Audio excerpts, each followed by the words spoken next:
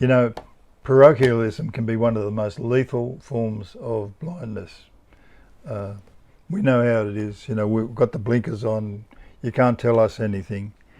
And under a camouflage of respectability and tradition can rise a pride that says it's always been this way and it'll never change. And well, we see that over and over and over again in our own world when we refuse to see new possibilities. And accepted wisdom, as we call it, can sort of be a dampener. Well, you can dumb down God's promises and God's blessings. You can water them down. You can the Australian way or doing the decent thing. That sort of words can kill the new thing that might be rising up, and deny that the Creator is able to do anything new. And beneath that astonished murmur at first of approval, because it says all spoke well of him and were amazed at the gracious words. But then there's this little counter, isn't this Joseph's son? Like, isn't he just the boy from down the street? And they weren't going to swallow his messianic pretensions up front. I mean, we know the family. Come on, you know. And this narrow-mindedness would stalk the streets of his hometown. Every time he went back there, there was a cynicism, and there was a kind of it says he couldn't do any miracles there because of their unbelief. And even his family, his siblings, had trouble believing. And his mother was part of the party that came down to see him later on to try and get him to come home and, you know, stop sort of carrying on and maybe get control of your ministry and just sort of, you know, calm it down a little bit. Don't be carried away. Jesus sort of picks up that spirit and he says, you're going to say to me, aren't you, physician, heal yourself. And it's so sad, it's tragic, that even this voice that they heard, they felt they could dictate his identity, and they had him in a box.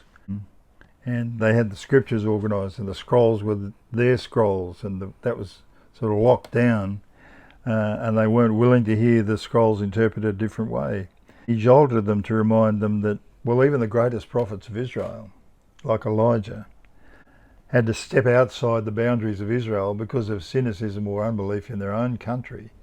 And he was able to help a lady from outside of Israel, in the next door country of Lebanon, as we call it. He was sent to this lady up there, and then Naaman, the great general of Syria, had to come down from outside of Israel at the advice of a little girl.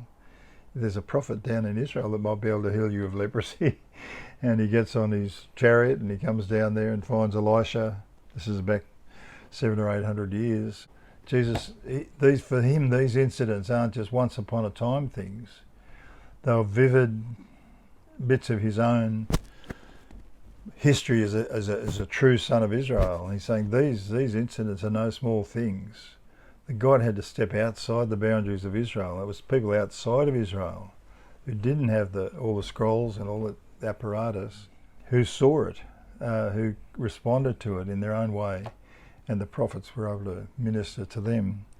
And it's a very, very stern warning, and I suppose for us too, we can think that our particular denomination or our way of looking at the Bible or whatever, we've got it right and nothing else matters outside of that.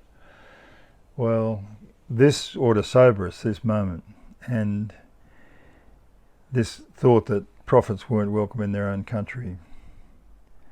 So his hard sayings, and there'll be many of them to come, were meant to prise their minds open, give them a chance to believe, make them more supple.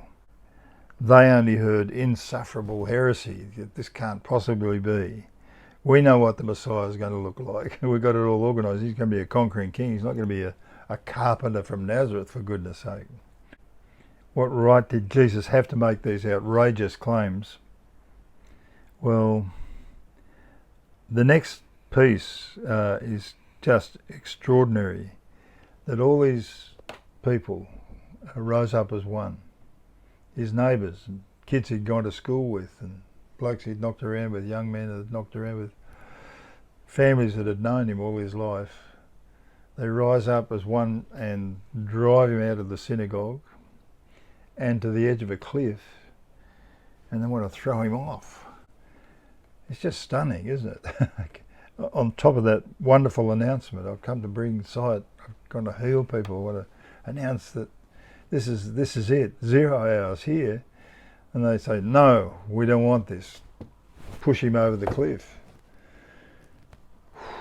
Man, that is amazing. And pretty sobering, isn't it, to think that's how the human spirit can be towards the Son of God when he steps into their midst, the Son of Man, the Son of Adam, coming to bring renewal and hope to a tough world that they were living in under the Romans' fist, in their little tiny backwater town with their narrow ways. They don't want the new thing. And they want to throw him off the cliff. And he seems to have had that effect in a lot of synagogues where he went to try and teach and explain things, and that's what probably forced him out into the open air to preach on the hillsides and in the streets and in people's homes. He found a better reception there than in the religious institutions that had the documents and the trained priests and interpreters and teachers and rabbis and paraphernalia. But it says he walked through the middle of them. Maybe their murderous hysteria, when it came to the issue of the moment who's going to actually push him off the cliff. Is it going to be you? You're going to do it? And you're thinking, well, Mary's there and his brothers and sisters are there. Are we seriously going to murder this guy from our own town? Maybe it was that. Maybe they lost their nerve there. I don't know. Maybe, and we see these moments where Jesus squares up and looks people in the eye and he sort of challenges them to say, well, who do you think I am? Are you really, to Pilate, to Caiaphas, whoever it is, he's not afraid to look him in the eye, and even the devil himself.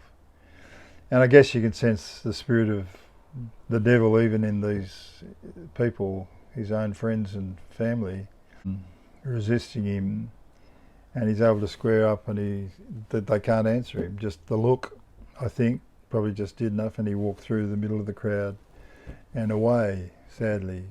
And I wonder if he wept over his hometown. He wept over Jerusalem, and I wonder as he walked away down back to Capernaum and to the lower part of Galilee, where there was a deep sadness in his heart about that rejection.